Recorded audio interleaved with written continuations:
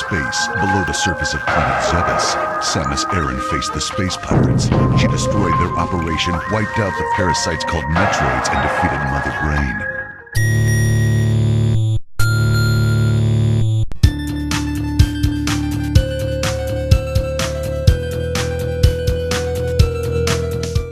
Hello. This is Adolph James with me, James Tate. and this is actually kind of a different kind of podcast. We're going to have like a little retrospective on Metroid, the Nintendo franchise. It's actually 30 years old as of today, August 7th, 2016. It came out originally in the Nintendo Entertainment System, and has several games since that release. And this is just kind of a retrospective of that franchise, since it's coming out to be 30 years old, and Nintendo themselves aren't going to do anything about it, so we should. Alright, so what do you think of the franchise overall? Okay, Metroid has always been a classic, and it's always been there, too. I mean, it even came before Zelda. It was first released in 1986, just a year after Mario. And you want to know what? The first game, it was a little bit confusing. It was sort of like I've heard it's an opposite, or it's kind of the reverse of the game Kid Icarus. But instead of going up, you're going down. Yeah, I think it uses the same Kid Icarus engine, and I think it was supposed to be a Famicom Disk System game, because like the original version actually has like a save state, actually save in there. Yeah. But the American version and the European version has the passwords, which sucks. But I mean, it's of the era, so. Yeah, exactly. So I mean, yeah, that's completely fine. I don't have a problem with that. But really, I think it's really kind of cool how that this film, or not this film, but this series has kind of adapted so much since then. And it's kind of sad to see it kind of getting neglected. It's a lot like Mega Man. Yeah, that's one thing that's kind of interesting about the history of Metroid, is that there's pretty big gaps in the releases. Like they get a few and then nothing. Yeah. So, Metroid is, like you said, really interesting because the Kid Icarus engine, and you're exploring, and you actually had to move left instead of just right. Like almost all side scrollers of that time, you just move right, and this one you move left, you move up, you move down. You have to have a huge amount of exploration here, and they really didn't give you that much. A basic paragraph of everything, and the original game I really like, but now that they remade that game with a Zero Mission, man, it it really feels barbaric now compared to Zero Mission, because that's actually a remake that is really perfect. I don't know if you ever played Zero Mission. I've actually played Zero Mission, I believe, but I've played and beaten the first Metroid. It's barbaric, yeah, but I mean, it always has a special place. The music, man, the music is awesome in that franchise.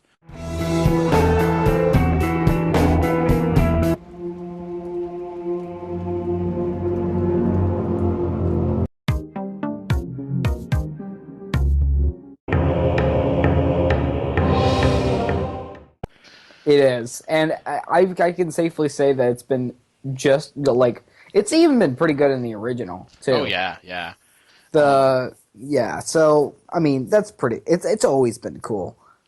And we'll go through quickly, the different games in this franchise, what makes it unique.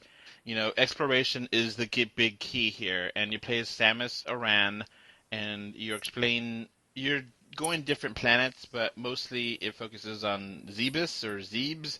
I don't know how to pronounce it. I think there's different ways to pronounce Zebes. it. Zebes. I don't know. And you have a little shooter. You have an arm cannon, and as you explore, you upgrade it, and you get more power ups, more abilities, so you can continue to explore. And it just where you start in the game and where you end the game is a totally different place. How much power you have, and exploring is the big thing here. It's easy to get lost, in these games if you're not paying attention. Mm-hmm. Especially in the first two. I think after after Metroid 2, they really, adding the map was a massive deal. Yeah. So Metroid 2, the big thing here first before we finish off is, it's one of the biggest games or early games that has a female protagonist, and like it doesn't really matter. It just she happens to be pretty awesome. Yeah, exactly. And it's It kind of, go ahead. Oh, all I was gonna say is that it kind of goes completely against the famous critic Anita Sarkeesian's narrative that women in video games have always been damsels, which is completely against Samus, who's been there from the beginning. And I mean, Yeah, it is kind of strange that how they use if you complete the game with more items and faster times, she gets more undressed. It's kind of weird, that's funny, kind But of. she is a Yeah. very powerful heroine, and it doesn't matter that she's a woman. Yeah, she's also kind of a silent protagonist a lot of the time too. Well, until recently, but we'll get there. All right, so Metroid Returns, or in Return of Samus to Game Boy, and I played through this. I like it, but it does not hold up. I don't know. I don't know if you guys played through this game, Which one? the Game Boy one. No, actually, I did, and it was all right. It wasn't that good, but it was okay. I mean, the pixels are a little bit too big, and they actually have savings. That's awesome, but it's really easy to get lost in this. And basically, you just go into one boss battle to another, and there's not that many upgrades, to the character, and it's cool. I think they remade. I think there's several different fan remakes of that game, and Hmm. I would desperately want that to be on the 3DS, a remake. With Yeah. 3D graphics in the background. Oh, it would be so gorgeous. Yeah, it would be a lot better. And then for most people, the pinnacle of Metroid is Super Metroid on the Super Nintendo, and it really is classic. You know, that's Yeah, Super Metroid is a really good game. I'd say that Super Metroid is kind of like the Link to the Past mhm. of the Metroid franchise. So it's a big game. In many ways it's the same, similar to the original Metroid, but it just expands upon it in every single way, and it just really feels like a polished, tight Hmm. game. And, the first time that you break that glass to get into the water area, it's just like, oh my God, I didn't know you could even do that. And there's this huge area here to discover.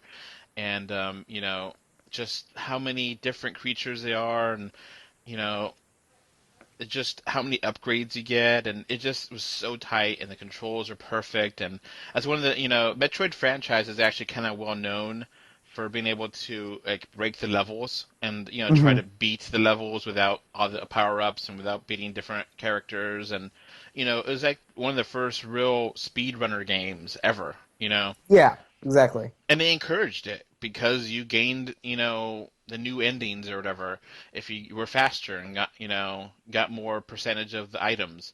Because as you play the Metroid games, if you haven't ever played any of these games, you gain missiles and you shoot and you just explore different caverns and areas and defeat monsters and gain more abilities to gain new areas to look for new things, and it just kind of just builds upon itself. And so after Super Metroid, we get a huge amount of time between the next one, almost 10 years. And so the next one is Metroid Fusion and Metroid Prime, which both came out the same year within about a month of each other.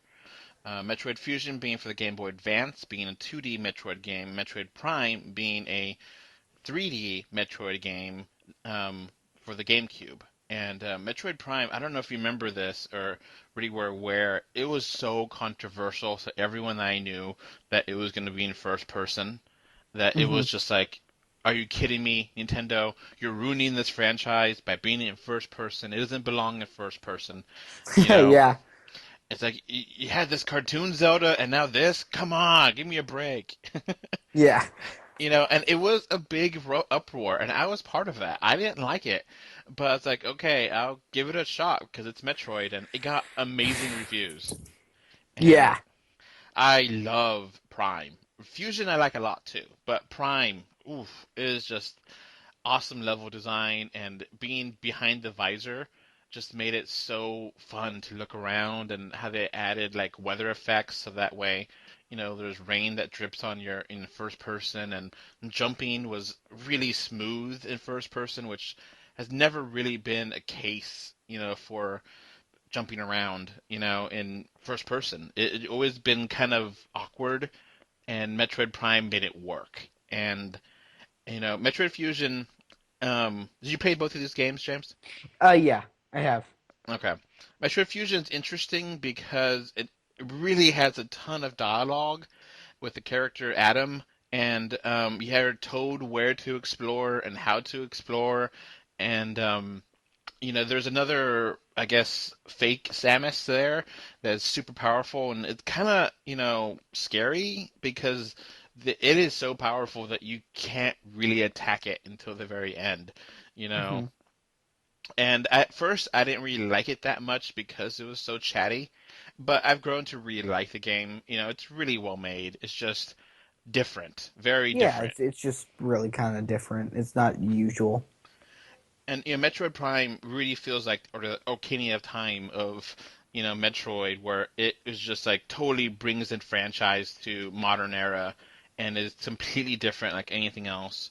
And Hmm. the only problem I have with Metroid Prime is I think all the 3D Metroids kind of have this problem where you have to collect a bunch of pieces of scrap to advance. Yeah. And it just like I'm ready to beat the boss.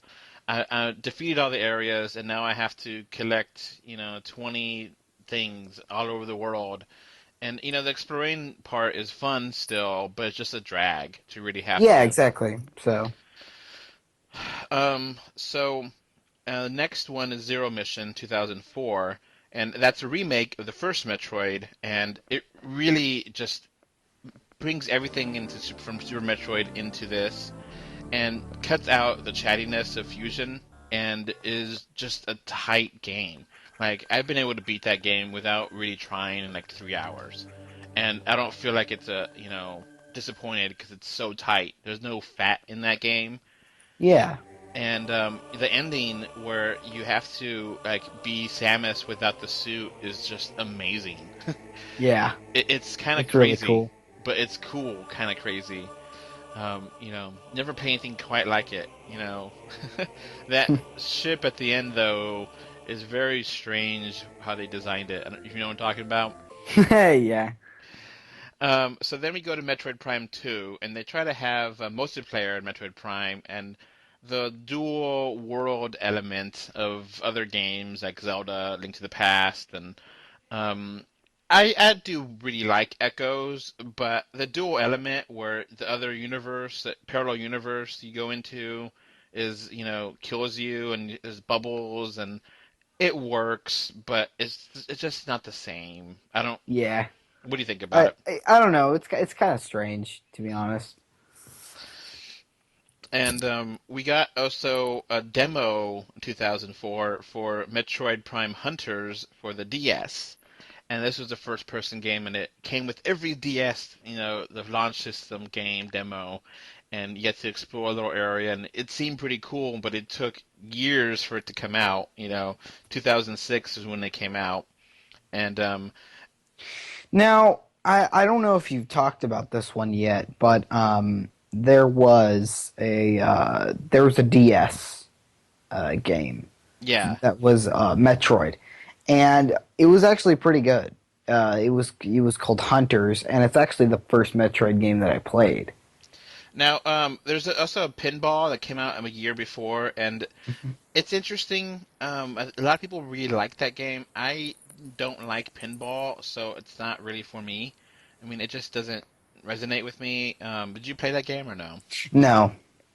So, okay, going on back to Hunters, it has a really cool online multiplayer with voice chat, which is crazy for Nintendo to do that in 2006. When so few games had voice chat.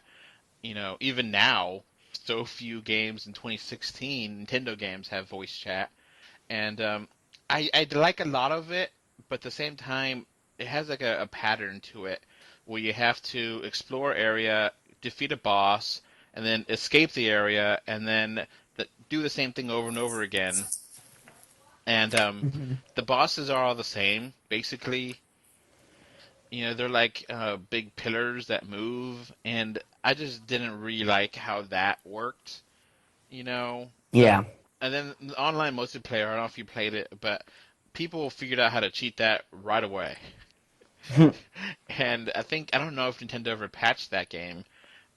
So you know, there's certain enemy characters you could pick, and you could just destroy it. I think there's like a sniper character that is invisible, so it's like that's totally unfair. Yeah. Um, so I can appreciate hunters. I don't really like hunters that much. It's okay. It's not awful. Hmm. I mean, I kind of like it, but that's just me.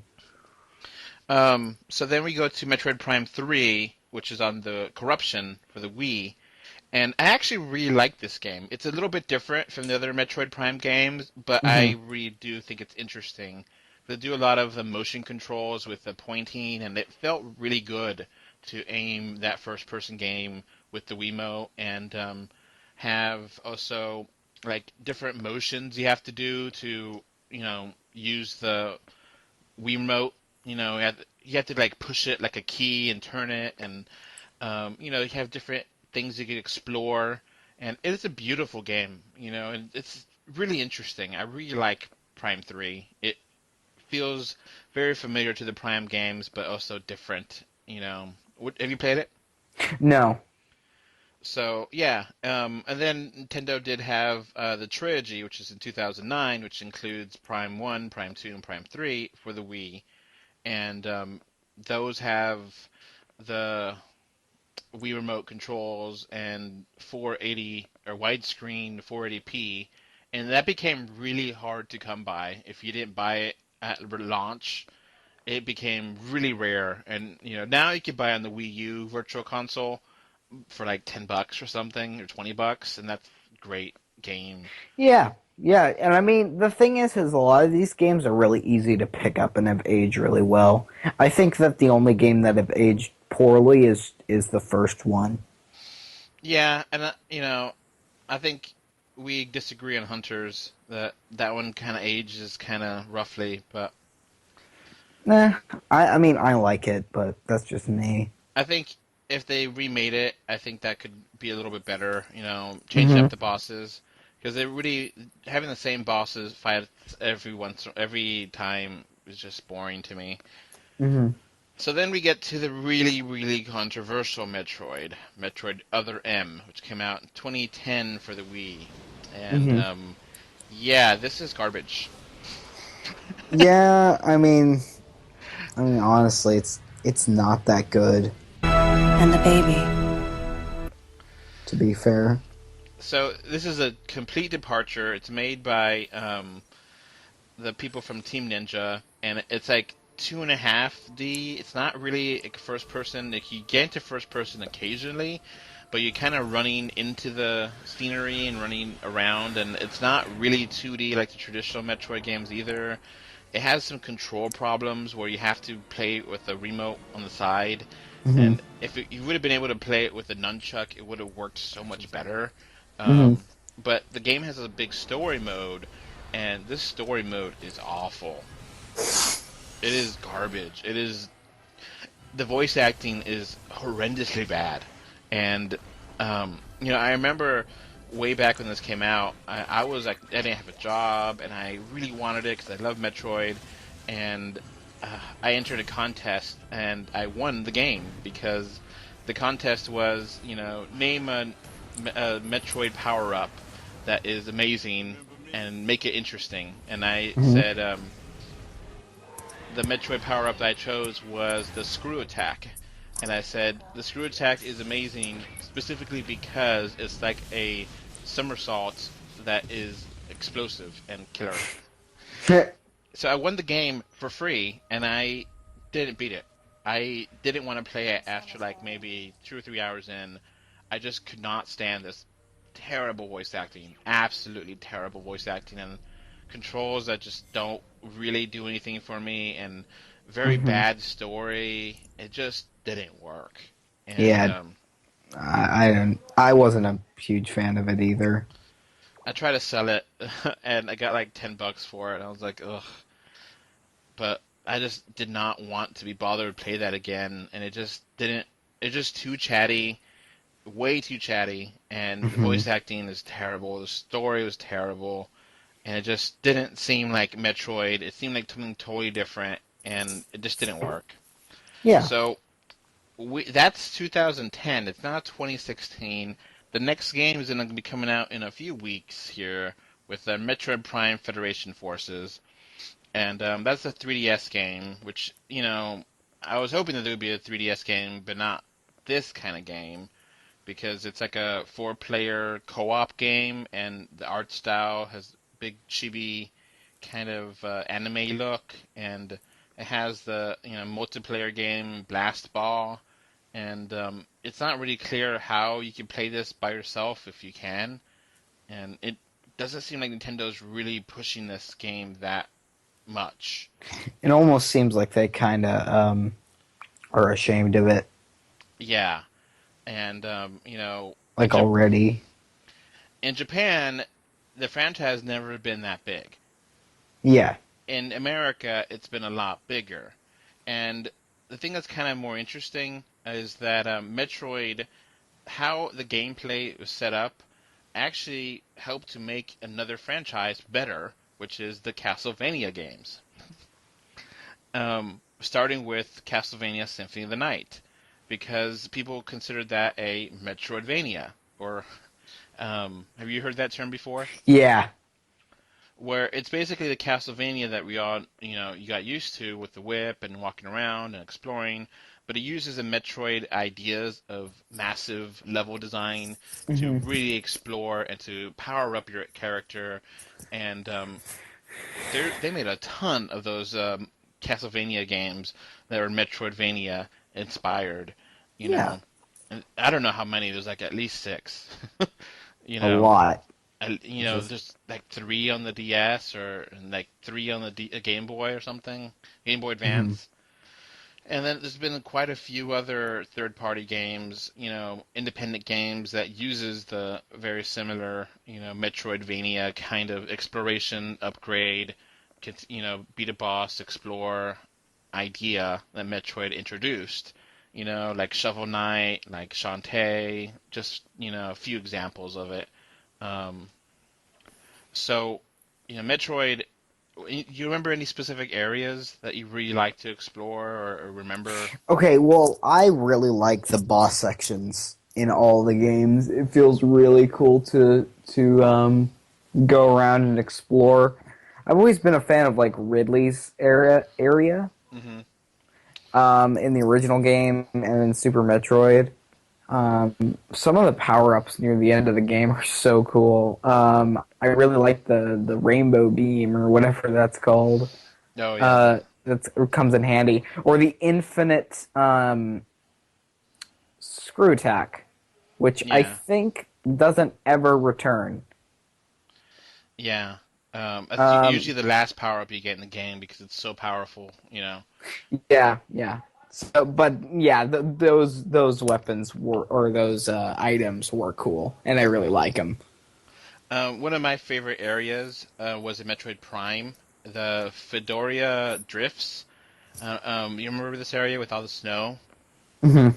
And then that music is gorgeous. I'm going to include it in this podcast right now.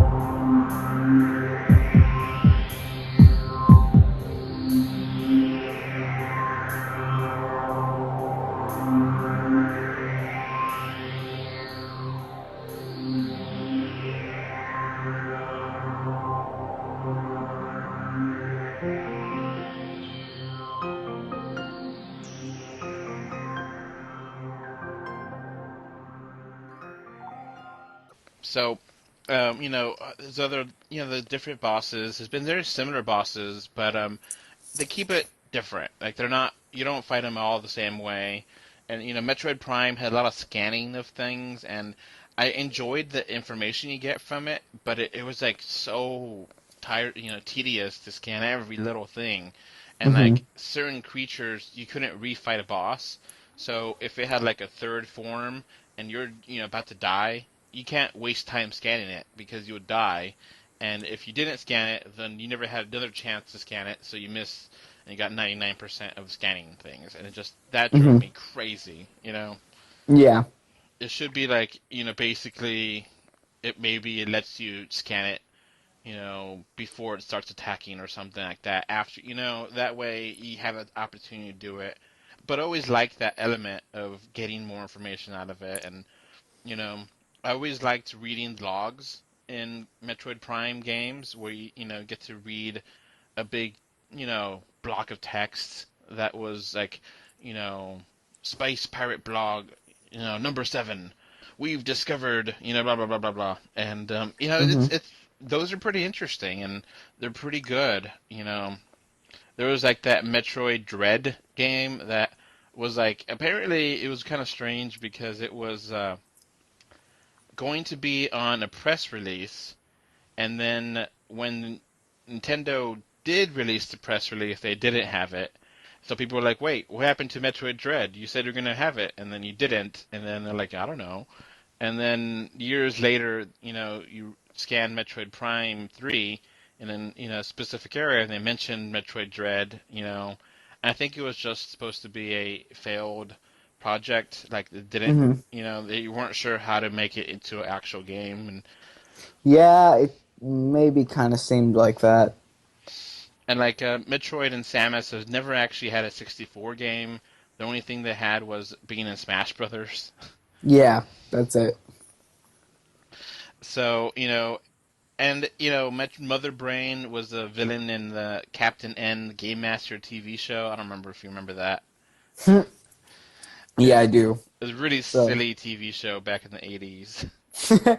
and she was really interesting. She had a man's voice, and she looked nothing like the actual Mother Brain. Yeah, it was really weird. It was like high pitched and you know, Yeah, another very odd thing is that Samus doesn't make an appearance, just Mother Brain.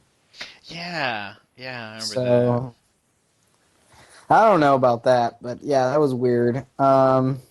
And then Metroid Prime actually had like a live action commercial. The first commercial was actually live action. It was so cool. And do you remember that? Yes, I do. And like people were talking about a Metroid movie, but it never got made. You know, but they just had those ideas, and it was like the premier sci-fi, more adult game of Nintendo, and it just hasn't really gone anywhere recently, and it's really sad, you know, it, Yeah, exactly. because it really was a smart game. And it really made you feel smart playing it because you had to explore, you had to figure out the best way to kill these things. I mean, obviously, you just had to shoot missiles into a lot of it, but there was some strategy here and there, and you know, you have to know what kind of missiles. Sometimes they need to have a super missile or a regular missile or whatever. So, yeah, Metroid series here, it's a really overall, if you look at it, it's still, I think, a great franchise. You know, Other M is probably the worst of them all. The original Metroid, you can forgive it because that was 1980s when that came out, 86, and it did everything it could back then. But it's just kind of rough. But yeah, overall though, these games are pretty great and really interesting. I wonder what the next version of Metroid would be like. Because I don't Not really sure. because Federation Force does have some first person elements in it, but it's like a group game. It's not really there was a Metroid minigame in Nintendo Land for the Wii U. Did you play that? Yeah, I saw it. So It was okay. It was kind of complicated. You have to like use dual sticks and motion controls at the same time, and it wasn't really friendly to play by yourself. Or it was okay, but obviously way too complicated yeah, I'm for not sure. casual games. Anything else you want to mention about the Metroid franchise? Just I really hope that they do something with the franchise. I mean, it's underrated, and to be honest, I'm thinking that the reason why we don't ever get games is because this is an America-centered game, and for some reason Nintendo has become more and more concerned about their Japanese audience. Hmm. So, I'm just kind of sad. Like it's the 30th anniversary, and we have a spin-off game that Nintendo is embarrassed by. It's not even endorsing. Yeah, it's basically gonna come out, and it's they're trying to do some stuff now, but it's way too late. Like there's no hype around it. They like didn't have a big presence at the E3 this year, where they should have. It's always been, oh yeah, by the way, we have this game. And it's just like I guess they all knew how bad the response it was from America. And it's just that art style feels so different. It feels so childlike, and it's not necessarily a adult game. It's not a mature game, but it's always been more, kind of thought in that way because you're killing things and you're walking around exploring, and it's not like, Yeah, yeah, it's a lot more it's a lot more different. you know, and for the most part, these games, a lot of the ones have blood in them because you're killing things and it has blood, and it's not red blood, but it is still blood of creatures, and it has more mature tones, but it's not like Resident Evil kind of Yeah, exactly. mature or anything like that. Not too crazy.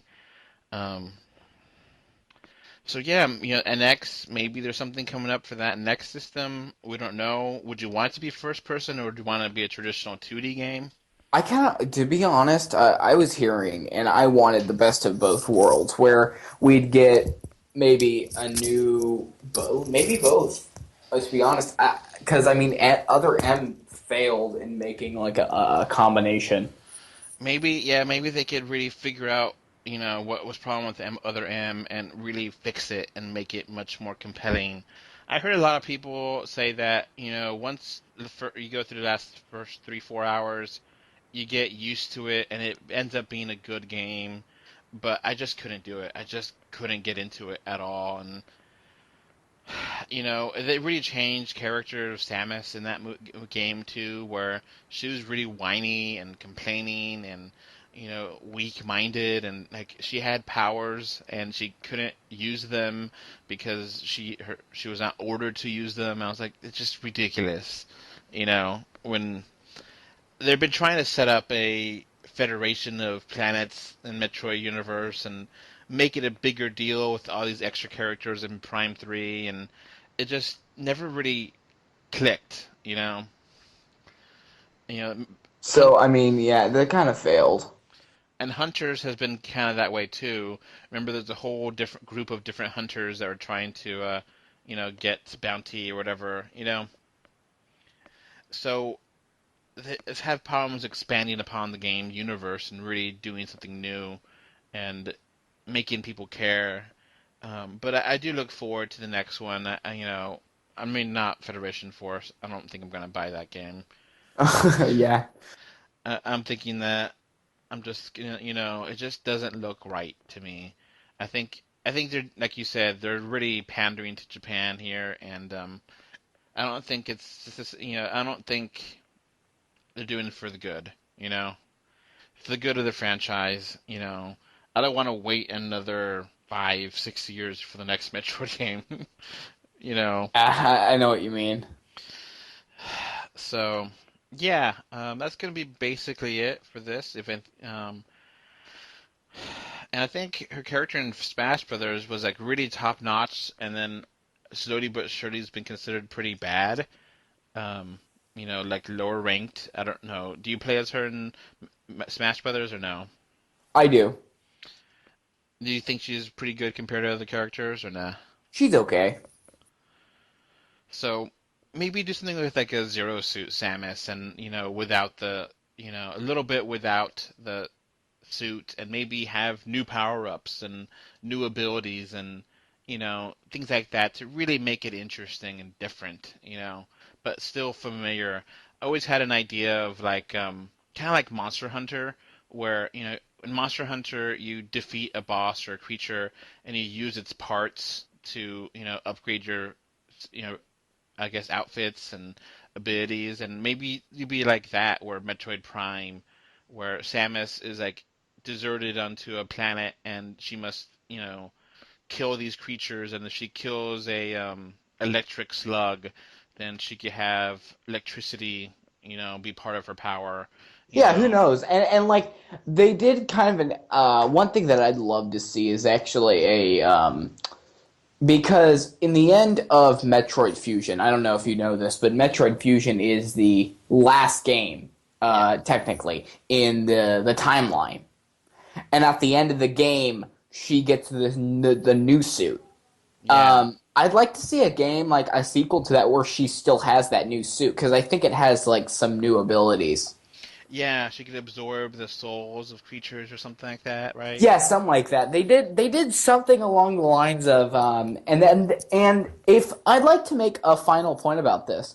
The Metroid series, all four games, all major for the first game on the Nintendo Entertainment System, the second game on the Game Boy, the third game on the Super Nintendo, and the fourth on the Game Boy Advance, which is basically the original Return of Samus, Super, and Fusion. All four of those have connections to the four Alien films. I don't know if you've ever Huh. thought about that. But okay, so like the first one, it talks about like you get introduced to the Metroids, how it's similar to get introduced to the aliens. The second game is a lot like the second Aliens, like how you go to the home planet and you find the queen. And then the third game is very similar because you're in like a new location and there's basically only one Metroid, just like how there's only one alien. And then the way that the fourth game is similar to the fourth Aliens movie is Samus is connected to the Metroids, like the way that Ridley Scott's character is connected to the aliens. But of course, the third and fourth one are terrible. I'm just saying they have a lot of similarities. Yeah, it's interesting because, I think they did mention that the reason why Ridley, which is like a dragon monster, I think that in like the comics, like one of the first real threats to Samus when she was younger, you know, um, it was named after Ridley Scott Yeah. for the Alien movies. So, it does have those ties in there. And, the other Metroid games, their timeline are all are all weird. Like Metroid Other M is after Super Metroid. Metroid Fusion, like you said, is last. Metroid Prime is after Other M, I think. Before Other M. Yeah, something like that. I Yeah. think actually the Prime, interestingly enough, the Prime games I believe are in the space between the first and second Metroids, which is kind of interesting. Yeah, I think you're right about that one. And then, like, yeah. But Pinball is basically just a remake of Prime, but just in pinball form. Yeah. And yeah. But yeah, I like the idea of a survivor kind of game where you have to figure out how to survive on your own. Like, that works in Metroid Yeah. universe, It and really does, honestly. you have to figure out everything, and you have to like an open game, like how Zelda Open of the Wild or Freedom of the Wild or Breath of the Yeah, Wild. you mean like that? Like it's more of an open game. I Yeah, mean, they could do that with Metroid. It's just the problem is that the love isn't there for Metroid, and I don't know why this is. Maybe new management, but again, I think it has to do with them focusing primarily on a Japanese audience. yeah. That open world element where you're just thrown into that world and you have to figure out how to rebuild your suit, how to get new power-ups, and we don't have to always have missiles and super missiles. It could be a different kind, heat-seeking missiles or, you know, different kind of stuff just to make it more interesting. You know, maybe more organic tools and weapons and, you know, I don't know. There's how many different weapons, you could just be inspired by, to have drones and I don't know. There's just so many possibilities with the weapon design. They don't always have to be missiles and super missiles and little bombs and maybe she could transform into other things besides the sphere. So the going into little ball is always pretty cool. It I could opens up see that. I mean, I there's tons you can do though. like here's a great example. The ball whenever they um had Metroid Prime, you had a boost ability, and you could like use half pipes and like boost upward to get to new areas, and it's the same power up, but used in a totally different way to make it more interesting. And I kind of like that idea of just keep going with it. They had Metroid Prime 3 had the spider ball. We could cling on to magnetic things. That's a really cool idea. Just keep going Yeah, with it. and I mean, there's so much more you could do with like the series. There's so much more possibilities, basically. Yeah. All right. Well, we'll wrap it up here. Well, thank you for listening. And 30 years of Metroid. So maybe 30 years from now we'll have a lot more to talk about, but we'll see. Who knows? I don't know if the world will exist in 30 years like we know now, so It'll get destroyed. this will be, I don't know. I can't imagine the world in 2046. You know, 26. that seems like a huge leap in future. If you really look at back in 1986 compared to now, we're living in, Completely different world. yeah, like, computers were for the rich and powerful. No one really thought it was going to take off that much, and people had it, but it wasn't like now. And Yeah. So who knows? maybe we'll have virtual reality Metroid.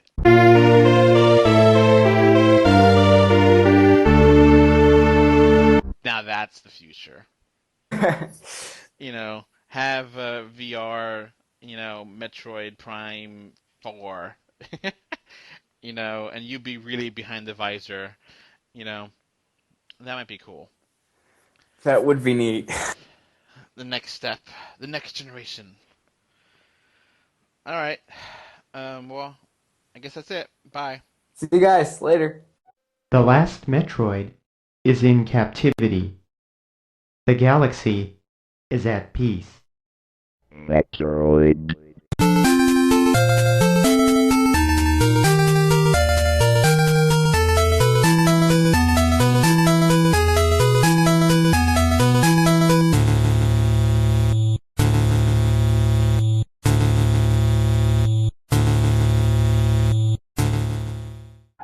Alright, so that's going to wrap up this podcast. Remember to like, comment, favorite, subscribe, love, whatever. Heart it, do something. 3D or 2D.com can be found on Facebook, Twitter, Instagram, YouTube, iTunes, Google Play, Stitcher Radio, and SoundCloud. And if you want to send us email, our email address is email3d or 2d at gmail.com. And thank you again for listening. Bye. Thanks. Bye. Bye, everyone.